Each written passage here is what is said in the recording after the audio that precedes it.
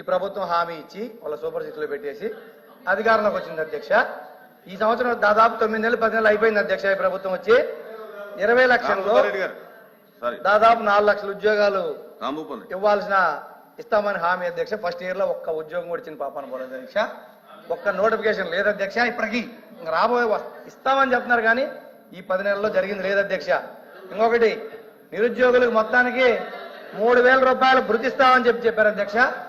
నిరుద్యోగ భృతి ప్రస్తావనే లేదు అధ్యక్ష. అక్కడ అసలు ఈ గవర్నర్ ప్రసంగంలో నిరుద్యోగ భృతి ప్రసంగమే లేదు, ఉండదు. ఎందుకంటే వాళ్ళు హామీలు అమలు చేసే ఆలోచనలు లేరు అధ్యక్ష.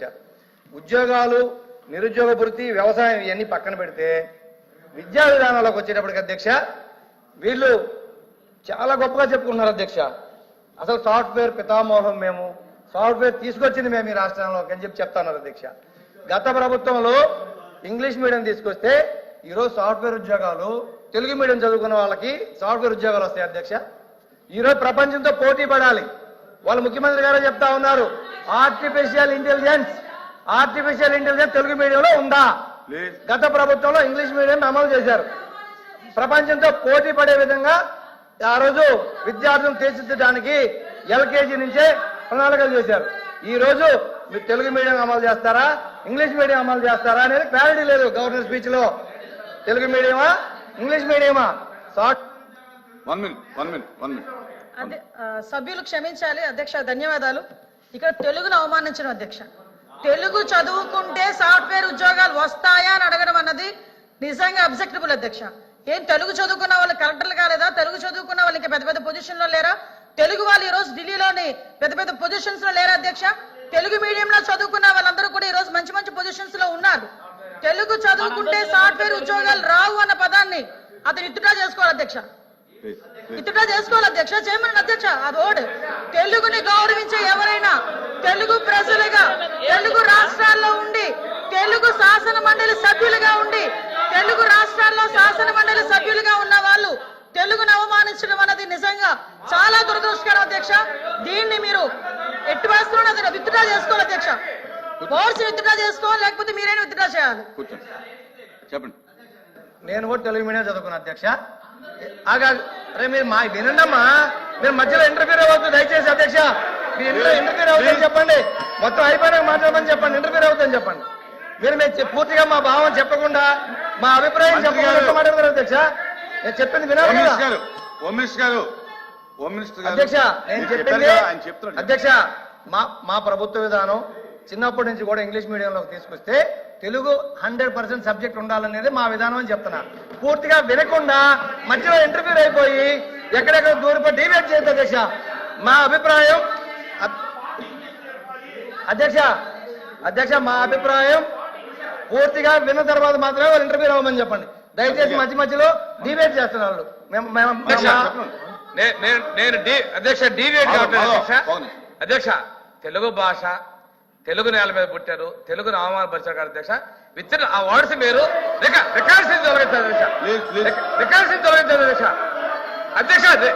అధ్యక్ష తెలుగు భాష రికార్డ్స్ తొలగించారు అధ్యక్ష. నేనే వ్యక్తిగతంగా కామెంట్ చేశారు, మీరు అబ్జెక్ట్ చేశారు. ఆయన ఏం చెప్పాడంటే మా ఉద్దేశం అది కాదని చెప్పాడు అధ్యక్ష. తెలుగు భాష చదివితే మాట్లాడే అధ్యక్ష. మాతృభాషని జన్మభూమిని అవమానపరుస్తారు అధ్యక్ష. రికార్డు నుంచి తొలగించాను అధ్యక్ష. నేను వాళ్ళ పార్టీలు కానీ వాళ్ళ వ్యక్తిగతంగా మాట్లాడే అధ్యక్ష. తెలుగు భాష మీరు ఇక్కడ ఉన్న వాళ్ళందరూ కూడా అందరూ తెలుగు భాష ఉన్న వాళ్ళమే. తెలుగు భాషను మాత్రం వాళ్ళు మాట్లాడటం కరెక్ట్ కదా అధ్యక్ష. భాషని వాళ్ళు కామెంట్ చేసి రికార్డు నుంచి తొలగించారు అధ్యక్ష. నేను చెప్పింది మా విధానం. గత ప్రభుత్వంలో ఇంగ్లీష్ మీడియంలో ప్రపంచంతో పోటీ పడే విధంగా విద్యార్థులను తీర్చిదిద్దాలనే తెలుగు, ఇంగ్లీష్, హిందీ అన్ని సబ్జెక్టులని బ్యాలెన్స్ చేసుకుంటూ మేము పోవాలని మా విధానం అధ్యక్ష. ఇప్పుడు మీ విధానం ఏందనేది దీంట్లో పెట్టలేదని అడుగుతున్నాం అధ్యక్ష. అంతేగాని మేము తెలుగు మీడియమే, మేము తెలుగే మాట్లాడతాం, మాకు ఇంగ్లీష్ రాదు, మాకు హిందీ రాదు, నేను ఈ సభాముఖం ఒప్పుకోను. నేను తెలుగే మాట్లాడతా, నేను తెలుగే చదువుతా, తెలుగు బుక్కే చదివి నేను మాట్లాడుతున్నా. దయచేసి ఒక్క నిమిషం మేడం, మీరు వినండి మేడం ప్లీజ్ ప్లీజ్ ప్లీజ్ అధ్యక్ష. దయచేసి మీరు మాకు చెప్పారు ఇంటర్ఫియర్ చేయవద్దని పూర్తిగా విన్న తర్వాత మాట్లాడమనండి. అది కాకుండా అధ్యక్ష, ఉచిత గ్యాస్ మహిళలకి ఇబ్బందులు పడుతున్నారని 3 సిలిండర్లు ఇస్తాం సంవత్సరానికి అని చెప్పారు అధ్యక్ష. కానీ ఈ 10 నెలల్లో ఇచ్చింది ఒకే ఒక సిలిండర్ అధ్యక్ష. అది కూడా టెక్నికల్ రీజన్స్ తో కొన్ని పెండింగ్ ఉన్నాయి అధ్యక్ష. అది కూడా దీంట్లో ప్రస్తావన లేదు అధ్యక్ష. మహిళలకు ఉచిత ప్రయాణం ఇస్తామని చెప్పారు అధ్యక్ష. అది ఎన్నికల హామీల్లో ఏ సంవత్సరం నుంచి ఇస్తాము, ఏ సంవత్సరం నుంచి లాస్ట్ 1 year ఇస్తామా, ముందు ఇస్తామని చెప్పలేదు అధ్యక్ష. దయచేసి ఆ ప్రస్తావన కూడా దీంట్లో లేదు అధ్యక్ష. అదేవిధంగా తల్లికి వందనం ఎంత మంది ఉంటే కుటుంబంలో అంతమందికి పిల్లలకి ఇస్తామని చెప్పి వీళ్ళ ఎన్నికల హామీ అధ్యక్ష. అది కూడా దీంట్లో లేదు, గవర్నర్ ప్రసంగంలో లేదు. ఇంకోటి అధ్యక్ష ఈ బుక్ లో ప్రస్తావన లేదని చెప్తున్నాం అధ్యక్ష, మేము అనట్లేదు అధ్యక్ష. అదేవిధంగా మహిళలకు 19 సంవత్సరాల నుంచి 50 సంవత్సరాలు నిండిన వాళ్లకు నెలకి 1500 లెక్కన సంవత్సరానికి 18,000 ఇస్తామని చెప్పి ఎన్నికల హామీలు ఇచ్చారు అధ్యక్ష. దాంట్లో దీనిలో వచ్చేసాడికి ఇప్పుడు ఈ సంవత్సరం 10 నెలలు అయిపోయింది అధ్యక్ష. రాబోయే నెలలు ఇస్తారా లేదనేది కూడా దీంట్లో క్లారిటీ లేదు అధ్యక్ష. అదే కాకుండా ఒకే ఒకటి అధ్యక్ష చేసింది, మేము విమర్శించడానికే కాదు, దీంట్లో ఏముంది దీంట్లో ఏం లేదో చెప్తున్నాం. 3,000 రూపాయల పెన్షన్ 4,000 రూపాయలు చేశారు అధ్యక్ష. కానీ ఆ పెన్షన్లు మళ్ళీ కోత పెట్టేదానికి ఆలోచనలు జరుగుతా ఉన్నాయి అధ్యక్ష. అది కూడా దీంట్లో లేదు అధ్యక్ష. కోతలు ఎలా పెడతారనేది దీంట్లో లేదు అధ్యక్ష. అది ఒక్కటి మాత్రం పెంచామని చెప్తే అది ఒకటి ఉంది అధ్యక్ష. ఇదే విధంగా ఇండస్ట్రీస్ విషయానికి వచ్చేటప్పటికి ఇండస్ట్రీస్ గతంలో వీళ్ళు చెప్తా ఉన్నారు ఆర్థిక వ్యవస్థను అటు చేశారని దీంట్లో అధ్యక్ష. మేమందరం ఇదే సభ కూడా సాక్ష్యం అధ్యక్ష. 2014 నుంచి 19 వరకు ఇండస్ట్రియల్ ఇన్సెంటివ్స్ ₹1 ఇవ్వలేదు. కావాలంటే రికార్డులు పరిశీలించుకోవచ్చు మంత్రులైనా ఎవరైనా సరే. 2019-24 మధ్య కాలంలో రాష్ట్రంలో కోవిడ్ వచ్చి స్మాల్ స్కేల్ ఇండస్ట్రీస్ అన్ని మూతపడే పరిస్థితులు వచ్చినప్పుడు జగన్మోహన్ రెడ్డి గారు గత ప్రభుత్వం 5 సంవత్సరాలు 2020-21 సంవత్సరాలు 7 సంవత్సరాలు కలిపి 2 విడతల్లో స్మాల్ స్కేల్ ఇండస్ట్రీస్ కి ఇన్సెంటివ్స్ ఇచ్చి ఈ రాష్ట్రంలో ఇండస్ట్రీస్ ని స్మాల్ స్కేల్ ఇండస్ట్రీ కాపాడిన ఘనత గత ప్రభుత్వం అధ్యక్ష. అది ఆర్థిక విధ్వంసం అని అడుగుతున్నాం అధ్యక్ష నేను. మేడం అధ్యక్ష ప్లీజ్, ఎందుకంటే మా అభిప్రాయం చెప్పలేని మమ్మల్ని ఆపమన్నారు, రన్నింగ్ కమిటీ వద్దన్నారు. వాళ్ళు వినమనండి తర్వాత మాట్లాడమనండి, మేము వద్దనట్లేదు. దయచేసి అబద్ధం అయితే రికార్డు వెరిఫై చేసుకోండి. నేను సమాధానం చెప్తా, రికార్డు వెరిఫై చేసుకోండి.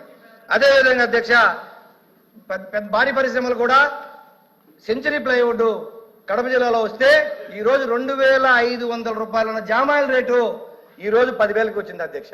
ఈ రోజు రైతులు ఏదో మెట్ట ప్రాంతాల్లో ఉండే రైతులు జామాయిల్ రేటు 4 రెట్లు పెరిగితే ఆనందపడుతూ ఉన్నారు అధ్యక్ష.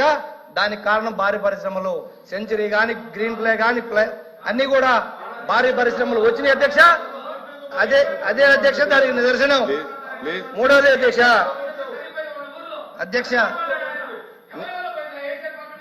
ఏంది మేము చెప్తాం, అది కూడా చెప్తాం అధ్యక్ష కొనసాగనే ఉండే మంత్రులు కూడా ఇలా అట్లా అయితే ఎట్లా సార్ అధ్యక్ష? వాస్తవాలు చెప్తున్నాం అధ్యక్ష, మేము పెట్టినవి చెప్తున్నాం అధ్యక్ష. మంత్రి గారు మేము చేయని చెప్పట్లేదు, చేసినవి చెప్తున్నాం. మేము చేసినవి చెప్తుంటే మీరు బాధపడితే ఎట్లా అధ్యక్ష? మంత్రి గారు అదేవిధంగా అధ్యక్ష ఇండస్ట్రీస్ రావాలి అంటే ఇండస్ట్రీస్ రావాలి అంటే మీరు వినండి, ఇండస్ట్రీస్ రావాలి అంటే వాళ్ళకి మౌలిక వస్తువులు కావాలి, మౌలిక సదుపాయాలు కావాలి, వాళ్ళకి నేషనల్ హైవేస్ కావాలి, ట్రాన్స్పోర్ట్ ఈజీగా ఉండాలి, పోర్టులు రావాలి, ఎక్స్పోర్ట్స్ ఇంపోర్ట్స్ ఈజీగా ఉంటేనే ఇండస్ట్రీస్ ఇక్కడికి వస్తాయి అధ్యక్ష. అలా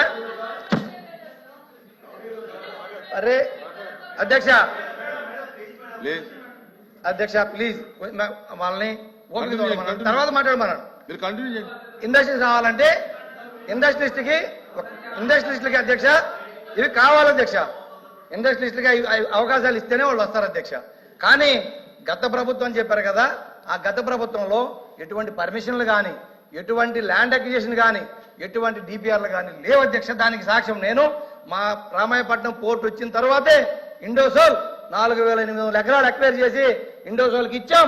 మీరు చెక్ చేసుకొని కావాలని రామాయపట్నం పోర్టు పక్కన రామాయపట్నం పోర్టు శంకుస్థాపన మీరు చేశారు, మేము చేశాం. తేడా ఏంటంటే మీరు ఎటువంటి పర్మిషన్లు కానీ ఈవెన్ నవయోగ దగ్గర ఎన్ఓసి కూడా తీసుకోకుండా మీరు శంకుస్థాపన చేస్తే ఆడ పోర్టుకు పర్మిషన్ లేకపోతే జగన్మోహన్ రెడ్డి గారి ప్రభుత్వం వచ్చిన తర్వాత నవయోగాల దగ్గర ఎన్ఓసి తీసుకొని పోర్టు ల్యాండ్ అక్వైర్ చేసి దానికి 3,600 కోట్ల రూపాయల నిధులు కేటాయించి ఆ పోర్టుని 1,600 కోట్ల రూపాయల నిధులు వినియోగించి ఆల్రెడీ పోర్టు సగం పూర్తయింది అధ్యక్ష.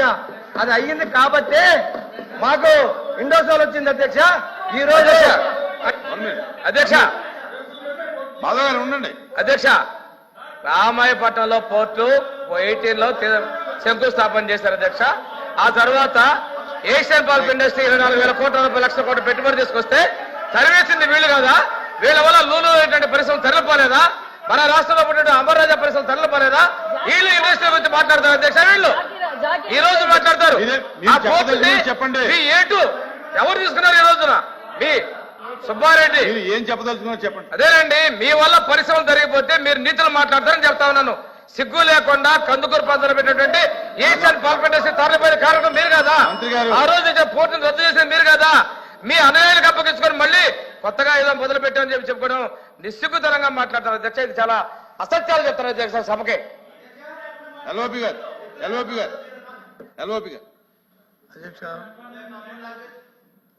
అధ్యక్ష ఇది గవర్నర్ గారి ప్రసంగం మీద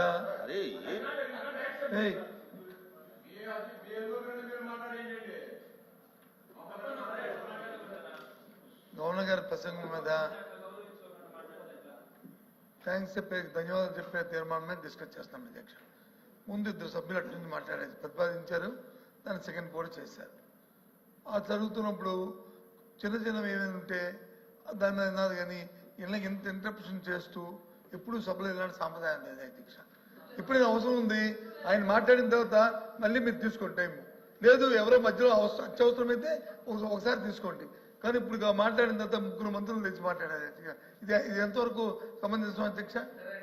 అంటే సభ సరిగ్గా జరుపుకుందాము, ప్రభుత్వంలో ఉన్న నాయకత్వం సభను సరిగ్గా జరుపుకుందాం నా ఆలోచన ఉందా లేదా అనేది మాకు అర్థమవట్లేదు అధ్యక్ష. మేమైతే సాంప్రదాయంగా సభ జరగాలని ఈ జరుగుతున్న చర్చ వచ్చి పరిపూర్ణ అవ్వాలని, అది ప్రజలకు తెలియాలని మేము కోరుకుంటున్నాం అధ్యక్ష. ఇలాగైతే ఏంటి మాట్లాడుతున్నప్పుడు మంత్రి గారు దయచేసి సభను సక్రమంగా నడపే బాధ్యత ప్రభుత్వాన్ని. అది కూడా జ్ఞానం కాదండి, అధ్యక్ష. ప్రభుత్వం సభను సక్రమంగా నడపాలి. మీరే నిమిషానికి ఇంటరప్షన్ వస్తే మీరు సభను మీరే డిస్టర్బ్ చేస్తున్నట్టుంది. వినండి సభ ఉండండి. సభను సక్రమంగా నడపాలని బాధ్యత ప్రభుత్వానిది. మీరే డిస్టర్బెన్స్ చేస్తే ఇంకా ప్రతిపక్షం ఏం మాట్లాడుతుంది? అవి ఎలా ఉంటే ఇది మంచి పద్ధత? దయచేసి ఆలోచించండి, ఇది మంచి పద్ధత. ఇష్యూ బేసిక్గా మాట్లాడమండి, మాకు అభ్యంతరం లేదు. మీరు మాట్లాడండి, ఎవరైనా మంత్రి కావాలంటే తీసుకుని మాట్లాడండి, ఇబ్బంది ఏం లేదు. కూర్చోండి, మీరు కూర్చోండి. నా మంత్రులకే ఇస్తాం, మంత్రులకే ఆ ప్రివిలేజ్ ఉంటుంది. మీరు ప్రతి వాళ్ళు ఇలా మాట్లాడితే అది స్టార్టింగ్ దగ్గర నుంచి మీరు మొదలు పెట్టి ఇప్పుడు నీతులు చెప్తారేంటి అధ్యక్ష? మాధవ్ గారు క్లోజ్ చేయండి, మీరు క్లోజ్ చేయండి. ఇదేంటి సార్, పుస్తకం చాలా పెద్ద పుస్తకం చదివారు సార్. వాళ్ళు ఇంటరప్ట్ చేసి 10 నిమిషాలు పోగొట్టి క్లోజ్ చేయమంటే అధ్యక్ష. ఇప్పుడు ఇండస్ట్రీస్ విషయం ఈ బుక్ లో ఏముందో, ఈ పోర్టుల విషయం కూడా అధ్యక్ష నేను ఒకసారి మీకు చదివి వినిపిస్తాను అధ్యక్ష. ఈ బుక్ గవర్నర్ గారు రాజ్యాంగ హోదాలో ఉన్న వ్యక్తి చేత ఎలా అబద్ధాలు మాట్లాడిచ్చారో మీ దృష్టి తీసుకొస్తుంది అధ్యక్ష. 1153 కిలోమీటర్ల తీర ప్రాంతం వ్యూహాత్మక కనెక్టివిటీ మరియు ప్రపంచ స్థాయి మౌలిక సదుపాయాలు అందిపుచ్చుకోవడం ద్వారా ఆంధ్రప్రదేశ్ ను ప్రపంచ అత్యుత్తమ లాజిస్టిక్స్ కలిగిన రాష్ట్రంగా రూపుదిద్దుటకు నా ప్రభుత్వం కట్టుబడి ఉంది. విశాఖపట్నం, కృష్ణపట్నం, రామాయపట్నం, గంగవరం, కాకినాడ, మచిలీపట్నం మరియు మూలపేట ఓడరేవులతో పాటు ప్రస్తుతం ఉన్న 10 పోర్టులన్నింటినీ ప్రపంచ స్థాయి ఓడరేవులు తీర్చిదిద్దుతున్నాం అన్నారు అధ్యక్ష. అసలు మన రాష్ట్రంలో ఉన్న ఓడరేవులు ఏంటి అధ్యక్ష? ఆల్రెడీ గతంలో ఉన్నది విశాఖపట్నం, కృష్ణపట్నం, గంగవరం, కాకినాడ, ఈ 4 పోర్టులు గతంలో ఉన్నాయి అధ్యక్ష. 75 సంవత్సరాల స్వాతంత్రం వచ్చిన తర్వాత, జగన్మోహన్ రెడ్డి గారి ప్రభుత్వం వచ్చిన తర్వాత రామాయపట్నం, మచిలీపట్నం, మూలపేట ఈ 3 పోర్టులు తీసుకోవడంతో పాటు కాకినాడ గేట్వే పోర్టు తీసుకొచ్చింది 4 పోర్టు ఇప్పుడు అధ్యక్ష. గతంలో 8 ప్లీజ్ డిస్టర్బ్ చేయబాక్ ప్లీజ్. గతంలో అధ్యక్ష 4 పోర్టులు రాష్ట్రంలో ఉంటే ఈ ప్రభుత్వం 5 సంవత్సరాల్లో కోవిడ్ పరిస్థితులు ఉన్నా కూడా 4 కోట్ల పర్మిషన్లు తీసుకొచ్చి ల్యాండ్ ఎక్వైర్ చేసి మొత్తం పర్మిషన్లతో పాటు నిధులను కేటాయించి 4 పోర్టులు ఈ రోజు సగం పనులైన అధ్యక్ష. ఆ 4 పోర్టుల మధ్యలో ఈ 10 నెలల నుంచి పనులు ఆగిపోయినాయి అధ్యక్ష. అయితే 10 పోర్టులు గతంలో ఉన్నోడితో పాటు మేము తీర్చిదిద్దామని చెప్తున్నాం అధ్యక్ష. ఇది మీరు రికార్డ్ చెక్ చేసుకోండి. మేము కానీ నేను ఏదైనా సత్యదూరంగా మాట్లాడుంటే నా మీద ఏ చర్యలు తీసుకున్నా నేను సిద్ధం అధ్యక్ష. ఇది మాత్రం నిజం. మీరు గవర్నర్తో అబద్ధం ఆడిచ్చారు, ఈ బుక్ లో ఉంది, ఇది చూసుకోండి మీరు. సరే సత్యదూరం అని చెప్తున్నాం కదా, సత్యదూరం ఉంది అధ్యక్ష. ఇదే కాకుండా అధ్యక్ష, ఈ పోర్టులకి బిజినెస్ రావాలి అంటే 5 రాష్ట్రాలు మన రాష్ట్రంలో ఆధారపడున్నాయి కాబట్టి తెలంగాణ కానీ, కర్ణాటక కానీ, ఛత్తీస్గఢ్ కానీ, ఇలా అన్ని రాష్ట్రాలు మన మీద, కర్ణాటక కూడా మన కొంత ప్రాంతం మన ఆధారపడి ఉందని నేషనల్ హైవేల అధ్యక్ష గత ప్రభుత్వంలో 39,000 కోట్ల రూపాయలతో పోర్ట్ కనెక్టివిటీ నేషనల్ హైవేస్ భారతదేశ ప్రభుత్వం ఇచ్చింది అధ్యక్ష. మన ప్రభుత్వంలో మన ఎంపీలు తీసుకొచ్చారు అధ్యక్ష. అది కూడా ఆర్థిక విధ్వంసం అడుగుతాను అధ్యక్ష. ఈ సందర్భంగా నేను అయిపోయిన తర్వాత ఫిషర్మెన్స్ అందరికి కూడా ఆక్వా అభివృద్ధి చెందుద్దని చెప్పని దాదాపు 9 ఫిషింగ్ హార్బర్స్, 5 జెట్టీస్ గత ప్రభుత్వంలో నిర్మాణం చేపట్టింది అధ్యక్ష. అది కూడా వాస్తవం అధ్యక్ష. రికార్డులు చెక్ చేసుకోవచ్చు. ఎన్ని పనులు జరిగినాయి, ఎన్ని పనులు జరుగుతా ఉన్నాయి, ఎన్ని పూర్తయినాయి అనేది కూడా అధ్యక్ష ఇవి మీరు చూసుకోవచ్చు. కానీ దీంట్లో ఆ ప్రస్తావన లేదు అధ్యక్ష ఈ గవర్నర్ ప్రసంగంలో. ఈ కాకుండా మెడికల్ కాలేజ్ అధ్యక్ష 11 ప్రభుత్వ మెడికల్ కాలేజీలతో 75 ఏళ్లలో ఈ రాష్ట్రంలో కడితే ప్రైవేట్ మెడికల్ కాలేజీలు కాదు అధ్యక్ష, వ్యాపార సంస్థలు కాదు అధ్యక్ష. 17 ప్రభుత్వ మెడికల్ కాలేజీల కోసం గత ప్రభుత్వం కేంద్ర ప్రభుత్వం దగ్గర అనుమతులు తీసుకొచ్చి దాదాపు 5 ప్రభుత్వ కాలేజీలు కంప్లీట్ చేస్తే మిగతా కాలేజీలు యూసే లేదు అధ్యక్ష. అవి ప్రైవేట్ పరం చేస్తారా, ప్రభుత్వంగా కట్టిస్తుంది అనేది దీంట్లో ప్రస్తావన లేదు అధ్యక్ష. ప్రజలు ప్రభుత్వ మెడికల్ కాలేజీలే ఉంటాయా, వాటిని ప్రైవేట్కి ఇస్తారా అనేది క్లారిటీ లేక చాలా కన్ఫ్యూజన్ ఉన్నారు. అది గవర్నర్ ప్రసంగంలో చేర్చుంటే బాగుండేదని నా అభిప్రాయం అధ్యక్ష. అలాగే టూరిజం అధ్యక్ష, టూరిజం విషయంలోకి వచ్చేటప్పటికి రిప్లైలో చెప్పండి. మాటలకే పరిమితమైంది కదా ప్రభుత్వం. పాయింట్ కి రిప్లై చెప్పవసరం, లాస్ట్ లో రిప్లైకి అవకాశం ఉంది. వాళ్ళు ఏదైనా తప్పు మాట్లాడితే రిప్లైలో చెప్పండి, మీరు కరెక్ట్ చేయండి. టూరిజం విషయంలోకి వచ్చినప్పటికీ అధ్యక్ష గతంలో కూడా ఇదే సభలో మేము కూడా చెప్పుకున్నాం అధ్యక్ష. టూరిజం మాటలకే పరిమితమైంది కానీ ఇంప్లిమెంటేషన్ లోకి వచ్చేటప్పటికి మేము గతంలో కూడా నేనే అడిగిన అధ్యక్ష. పేద బడుగు బలహీన వర్గాలు ఉన్నారు, తీర ప్రాంత ప్రజలు ఉన్నారు, మా అటవీ ప్రాంత గిరిజనులు ఉన్నారు, వాళ్ళందరికీ అవకాశాలు ఇవ్వండి, టూరిజంలో వాళ్ళందరూ ప్రోత్సహించండి అని చెప్పి మేము గతంలో కూడా అడిగాం అధ్యక్ష. దాని మీద కూడా ఎవరికి మేము అభివృద్ధి చేస్తామనే మాట తప్ప ఎక్కడ ప్రాక్టికల్ గా ఈ పుస్తకం కనిపెట్టదు అధ్యక్ష. శాంతి భద్రతల విషయంలోకి వచ్చేటప్పుడు అధ్యక్ష, ఇప్పుడు అందరూ మా సభ్యులు మాట్లాడారు అధ్యక్ష. ఈ పుస్తకంలో 35,000 మంది అని గవర్నర్ గారి ప్రసంగం లేదు అధ్యక్ష. కానీ నాకైతే కొంత విషయం తెలుసు అధ్యక్ష. గతంలో వీళ్ళు ఎప్పుడైతే అపోజిషన్ ఆరోపణలు చేశారో ఆ ఆరోపణలు 35,000 మంది మిస్సింగ్ అయ్యారని డిప్యూటీ సీఎం గారు కూడా ఆరోపణలు చేశారు అధ్యక్ష. ఆ టైంలో చేసినప్పుడు డీజీపీ ఆఫీసు గత పోలీస్ డిపార్ట్మెంట్ వాళ్ళే ఎక్కడ ఇది ఈ సత్యదూరం కానీ మిస్సింగ్ కేసులు నమోదైంది 700 మాత్రమే నమోదైనవి. అవన్నీ కూడా కిడ్నాపులు కానీ వేరే కాదు రకరకాల కేసులు నేను చెప్పడం జరిగింది అధ్యక్ష. ఆ 700లో కూడా ఉదాహరణకి చెప్తున్నా అధ్యక్ష, ఉదాహరణకి ఉదాహరణకి పవన్ కళ్యాణ్ గారు గవర్నమెంట్ వచ్చిన తర్వాత వాళ్ళ మదర్ వెళ్ళి కంప్లైంట్ ఇస్తే వాళ్ళు కాశ్మీర్ లో ఉంటే ఆ అమ్మాయి ఎవరినో ప్రేమించి పెళ్లి చేసుకుని కాశ్మీర్ నివాసం ఉంటే ఆ పాపను తీసుకొచ్చి వాళ్ళ తల్లిదండ్రులకు కూడా డిప్యూటీ సీఎం గారే అప్పచెప్పిన సందర్భం చూసాం అధ్యక్ష. మీకు తెలుసు అవి కిడ్నాప్లా, మిస్సింగ్ కేసులా, వేరే డిఫరెంట్ కేసులు మీరు మీ శాఖలో మీరు పరిశీలించుకోండి. అవి దీంట్లో లేవు అధ్యక్ష. ఇదే కాకుండా ఫైనల్ లాస్ట్ అధ్యక్ష, లాస్ట్కి అధ్యక్ష ఇవన్నీ ఒక ఎత్తు అయితే ప్రజాస్వామ్యంలో మనందరం ఉన్నాం. మనందరం ప్రజాస్వామ్యబద్ధంగా ఎన్నుకునే దయచేసి చాలా ఇంపార్టెంట్ సబ్జెక్ట్ సార్.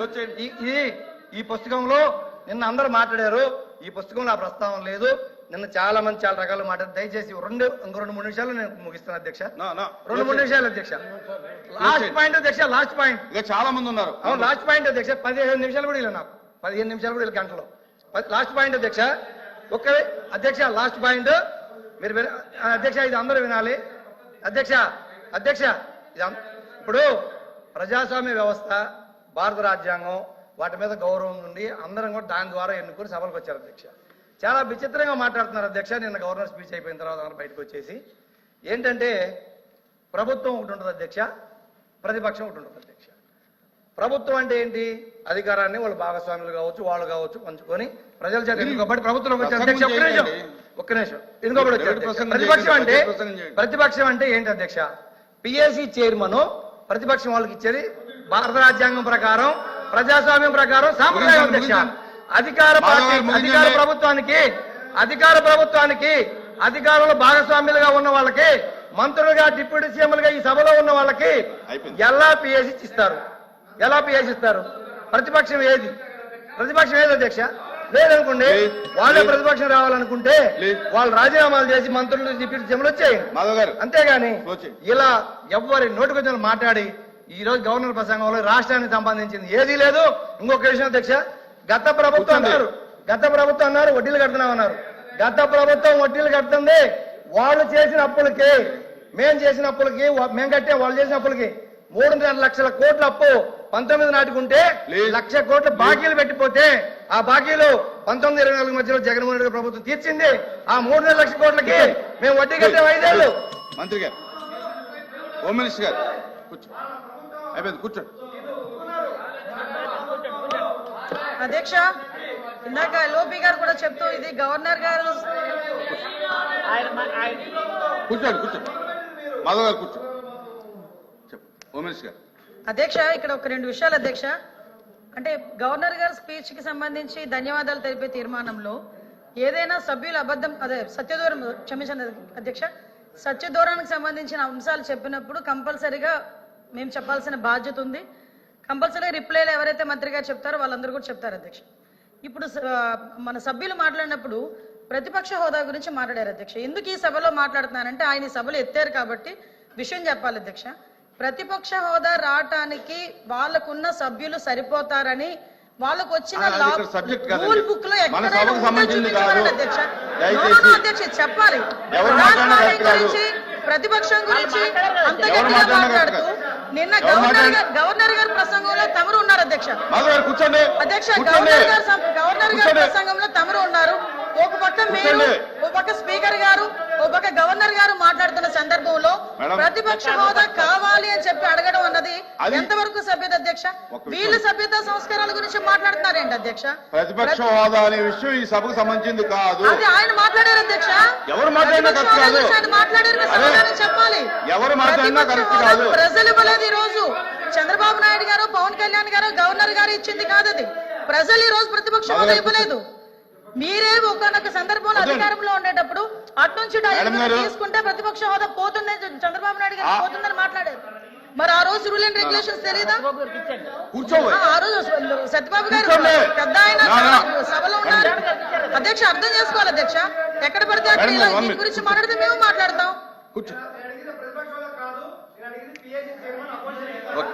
మేడం కూర్చోండి. ఎలా ఇస్తారండి అపోజిషన్ మంత్రి గారు, మంత్రి గారు, అపోజిషన్ లీడర్ మంత్రి గారు, అపోజిషన్ లేనప్పుడు మాధవ్ గారు కూర్చోండి. జగన్మోహన్ రెడ్డి ఫ్లోర్ లీడర్ అంతే, వైఎస్ఆర్సీపీ ఫ్లోర్ లీడర్ ఆయన అంతే, మంత్రి గారు. అంతకుమించి ఏం లేదు.